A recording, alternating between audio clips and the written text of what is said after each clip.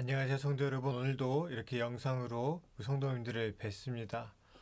오늘의 말씀은 홈리와 비느하스의 이야기입니다.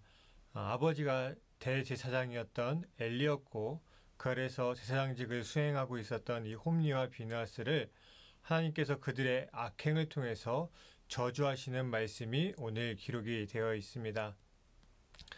하나님을 깨닫지 못하고 하나님이 마치 없는 것처럼 자신의 삶을 살았던 이 홈리와 비느하스의 이야기를 통해서 우리 성도님들의 삶도 다시 한번 돌아보셔서 하나님께서 우리의 삶 가운데 동행하시고 함께 하심을 깨달으시고 그에 걸맞는 삶을 깨달아 나아갈 수 있는 시간 되시기를 간절히 바랍니다.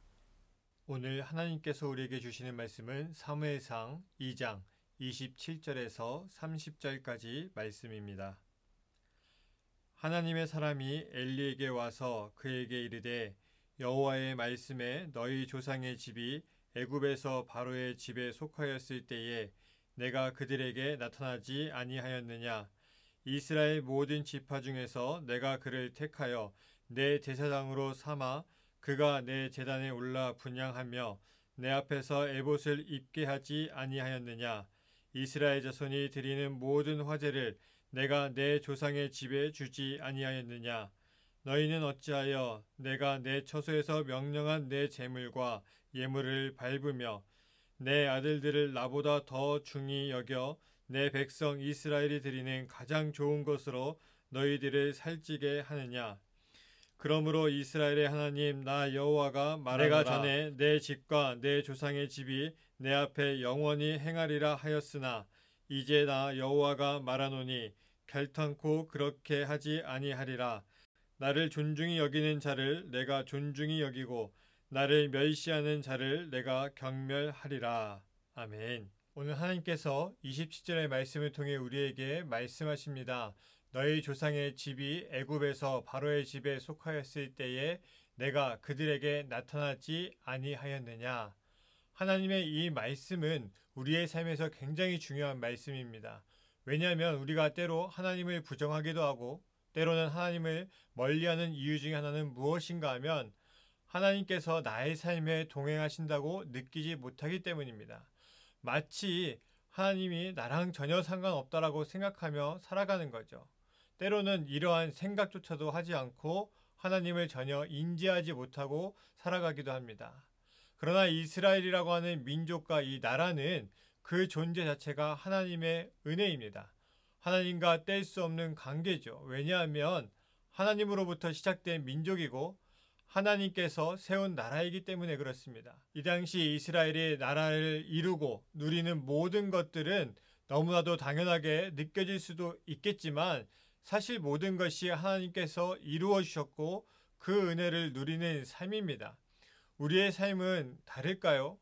지금 내 삶에서 내가 가지고 누리는 것에 대해서 우리는 하나님에 대한 인식이 없을 때가 있습니다. 부모님이 만들어 놓은 환경에 내가 누리고 있다고 생각할 때도 있고 때로는 내가 노력해서 이루어 놓은 것을 내가 누린다고 생각할 때도 있습니다. 부모님도 나도 쉽게 얻은 것이 없고 그것을 얻기 위해선 때로는 굴욕적인 시간을 보내기도 했고 때로는 죽을 것 같은 스트레스를 이겨내면서 만들어낸 것이기 때문에 그렇습니다. 또 한 가지 불만사항은 누군가 나보다 잘 사는 모습, 잘 되는 모습을 보게 되면 정말 내가 하나님의 은혜를 누리며 살아가고 있는 삶인지 의심이 당연히 들기도 합니다. 엘리 대제사장의 아들들인 홈리와 비느하스는 어땠을까요? 제사장직은 세습입니다. 아버지가 제사장이면 아들도 제사장입니다. 홈리와 비느하스가 어떠한 노력을 통해서 이 제사장이라고 하는 직분을 얻은 것이 아니고 시험을 봐서 얻은 것도 아닙니다. 아버지가 제사장이기 때문에 특히 대제사장이니까 그 직분을 누릴 줄만 아는 사람들이었습니다. 그리고 그 권력을 자신들을 위해서 휘두르는 사람들이 되어버립니다. 그런데 정말 홈리와 비느하스가 제사장의 직분을 누릴 때에 그것은 거저 주어진 것일까요? 절대 그렇지 않습니다. 이스라엘이 이집트에서 종으로 살아갈 때에 하나님께서 그들에게 은혜를 베푸셨고 구원하셨기 때문에 홈리와 비느하스가 지금의 삶을 누릴 수 있는 겁니다. 그래서 이스라엘 사람들의 모든 삶은 하나님의 은혜로부터 시작된 것이고 이스라엘이라고 하는 이름으로 그 나라에 있을 때에 나는 하나님의 은혜와 상관없다라고 말할 수가 없죠. 지금 내가 살고 있는 이 삶도 마찬가지입니다.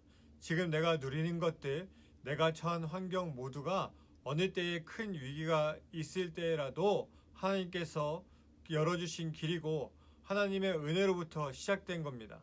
시간이 지나면서 때로는 잊기도 하고 때로는 깨닫지 못한 상태로 지나갔기 때문에 나는 하나님과 상관없이 살고 있다라고 하는 착각을 하게 되는 거죠.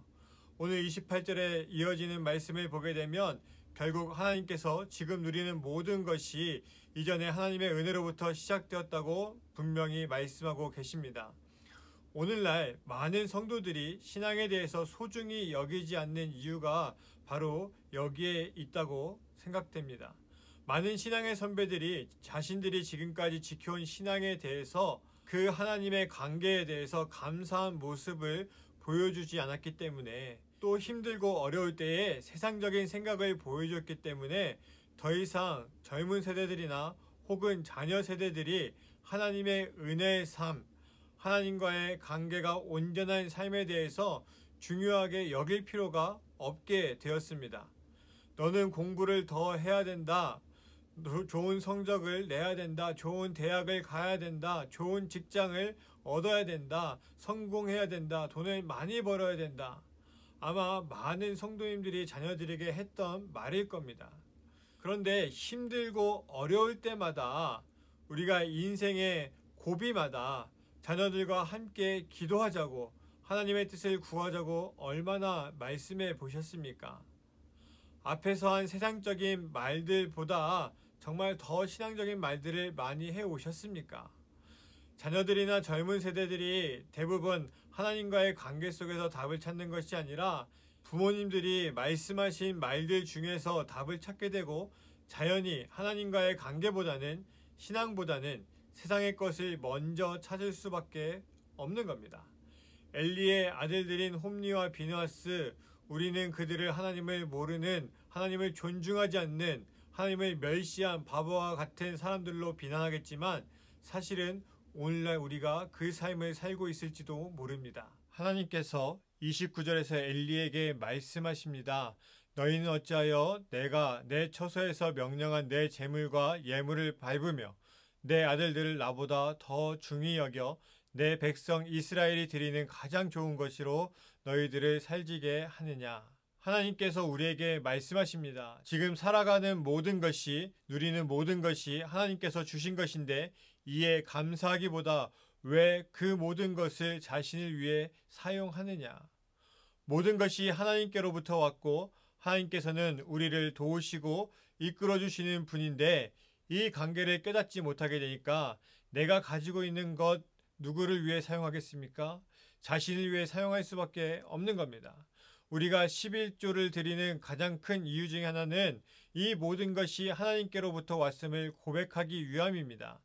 그런데 내가 버는 것이 내 힘으로 했다고 생각하게 되면 그 사람은 당연히 11조에 대해서 정당하게 생각하지 않을 겁니다.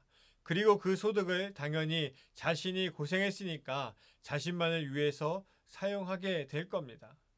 신앙생활을 함에 있어서 나의 삶이 하나님과 전혀 상관없다고 생각한다면 우리는 엉뚱하게 살아갈 수밖에 없습니다.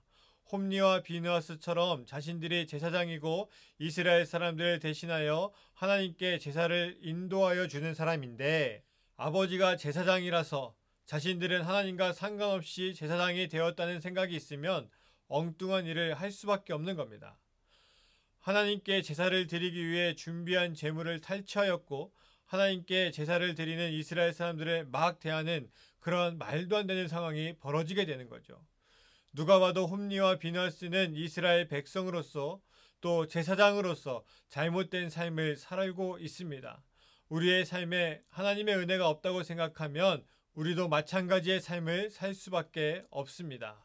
30절에 보게 되면 하나님의 저주이자 우리에게는 경고의 말씀이 기록되어 있습니다. 나를 존중히 여기는 자를 내가 존중히 여기고 나를 멸시하는 자를 내가 경멸하리라.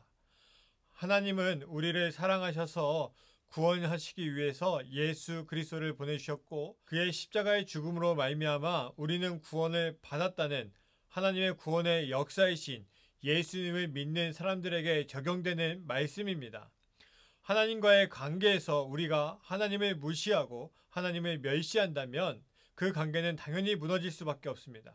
이 관계는 부모님들이 이해하기 쉬우실 겁니다. 부모님들이 자녀를 사랑하죠? 그거는 분명할 거예요. 그런데 자녀들이 부모님을 멸시하고 함께하지 않으려고 한다면 그러면 자녀를 사랑하지만 그 관계가 온전히 형성될 수는 없는 겁니다. 또 한 가지 하나님과 우리의 관계는 어느 한쪽의 노력으로 이루어지는 관계가 아니라 함께 동시에 이루어지는 관계입니다. 하나님의 사랑과 사람의 예배가 하나가 될 때에 하나님과 사람의 관계는 완성됩니다. 이것이 동시에 이루어져야 완성될 수 있습니다. 우리 동북교회 성도님들도 이 자리에 부르심을 받은 분들입니다. 그리고 예배하는 사람들이죠. 그런데 우리가 이 자리에서 여전히 예배하지 않고 하나님의 은혜를 깨닫지 못하고 하나님을 멸시하는 마음으로 우리가 성도로 살아가게 된다면 절대 우리들의 삶에서는 하나님의 은혜를 알아갈 수 없습니다. 그러한 관계 자체가 형성이 될 수가 없습니다. 그래서 우리 성도님들이 하나님의 은혜를 위해서 기도하셨으면 좋겠습니다. 그리고 내가 미처 기억하지 못하는 하나님의 은혜까지도 감사하는 기도를 하셨으면 좋겠고, 하나님, 내가 분명히 하나님의 은혜가 있어 지금까지 올 수 있었는데 잊고 살았습니다. 그러니 하나님 깨닫게 하시고 주님의 은혜 가운데 살게 하여 주시옵소서 라고 하는 기도를 통해서 하나님과 온전한 관계를 회복하시기를 간절히 바랍니다.